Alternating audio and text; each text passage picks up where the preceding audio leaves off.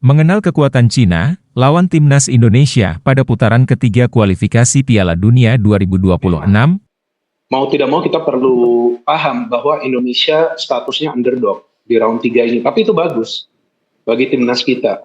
Jadi sebetulnya nggak ada beban bagi para pemain. Mereka harus bisa menikmati jalannya pertandingan. Jangan bermain dengan beban tambahan. Karena sekarang kita sudah masuk ke round 3, all out, nggak perlu khawatir. Saya sepakat ya dengan statementnya Pak Erik ya di artikel itu ya, jangan kasih kendor ya. Jadi ada nuansa optimisme bahwa walaupun kita di grup neraka, ya kita tetap harus optimis gitu. Walaupun memang kita juga harus realistis ya, dalam artian sebelum drawing ini kan kita di pot 6 Pak. Ya. Jadi pot 6 itu memang bukan tim yang diunggulkan ya. Jadi sejak itu pun kita udah tahu bahwa di grup manapun kita akan menghadapi lawan yang berat. Kita lihat kedalaman skuad juga kita sudah bagus.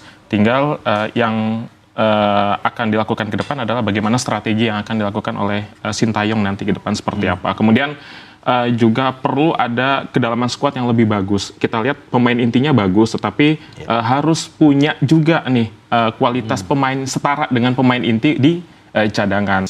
Jadi peluang itu tetap ada. Kita jangan berkecil hati walaupun kita masuk di grup neraka. Waktu terus berpacu, duel seru putaran ketiga kualifikasi Piala Dunia 2026 zona Asia pun kian mendekat. Timnas Indonesia siap berjibaku di grup C, termasuk bentrok kontra Cina. Tim Garuda mengawali perjuangan beratnya putaran ketiga grup C kualifikasi Piala Dunia 2026 zona Asia melawan Arab Saudi pada 5 September 2024. Anak asuh Sintayong tersebut akan bertandang ke King Abdullah Sport City, melawan Arab Saudi. Timnas Indonesia menargetkan kemenangan atau minimal seri. Raihan poin akan menjaga semangat juang Jai Itzes dan kawan-kawan guna melakoni duel selanjutnya, termasuk melawan Cina. Timnas Indonesia akan lebih dulu bertandang ke negeri tirai bambu pada 15 Oktober di Stadion Qingdao.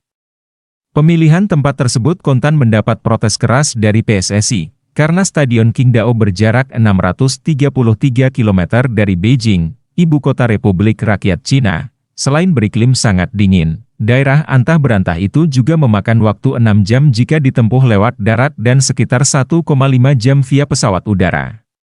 Kalau kita dikerjain di luar negeri, kita kerjain lagi mereka di sini, ketus Erick Thohir, Ketum PSSI, terkait keputusan Asosiasi Sepak Bola Cina, CFA, memilih Stadion Qingdao sebagai venue pertandingan. Lupakan soal venue pertandingan. Yang pasti timnas Indonesia siap tempur, sekalipun Cina memilih planet Mars sebagai palagan pertandingan. Soalnya, tim Garuda siap menuntaskan nazar sekaligus menyudahi penantian panjang untuk tampil pada putaran final Piala Dunia 2026, itu berarti, Jai Itzes CS harus membawa pulang kemenangan dari markas Cina sekaligus mempermalukan tim Dragon, julukan timnas Cina, di depan pendukungnya. Cina sebenarnya tak jago-jago amat dalam beberapa tahun terakhir.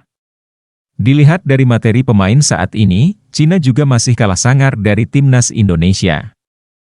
Timnas Indonesia diperkuat sederet pemain yang menjalani karir di Eropa, mulai dari Jai Itzes, Venezia FC, Rafael Struijk, ADO Den Haag, Nathan Choeon, Swansea City, Justin Hubner, Wolverhampton Wanderers, Kelvin Verdong, NEC Nijmegen, dan Martin Paes, FC Dallas. Meski begitu, ditilik dari sejarah, Cina punya catatan mentereng.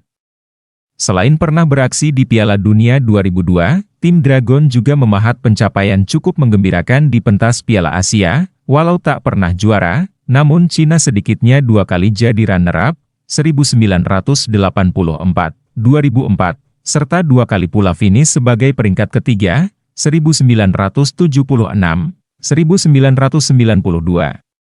Pada edisi terakhir, Cina membelai, mereka hanya mampu bertahan di fase grup Piala Asia 2023.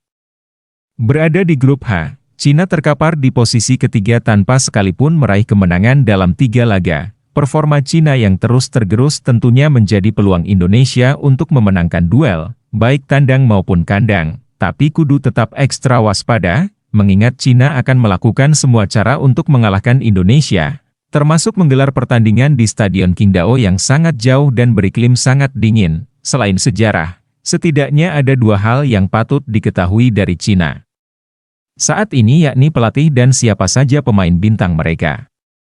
Berikut ulasan tipis-tipisnya. Dibanding Shin Tae-yong, Branko Ivankovic sudah sangat uzur. Usianya kini mencapai 70 tahun. Ia juga belum lama menukangi timnas Cina. Tepatnya sejak akhir Februari 2024, Cina punya alasan kuat mengapa memilih Branko Ivankovic. Kakek berKTP Kroasia itu punya CV mentereng. Ia pernah menukangi timnas Iran di Piala Dunia 2006, di level klub, Branko Ivankovic pernah membesut sejumlah klub. Di antaranya Hannover 96, Dinamo Zagreb, Shandong Luneng, dan Al-Ettifaq. Pengalaman yang meliuk-liuk itulah yang membuat PSSI-nya Cina meleleh dan berharap Ivankovic bisa membangunkan kembali naga yang tengah tertidur.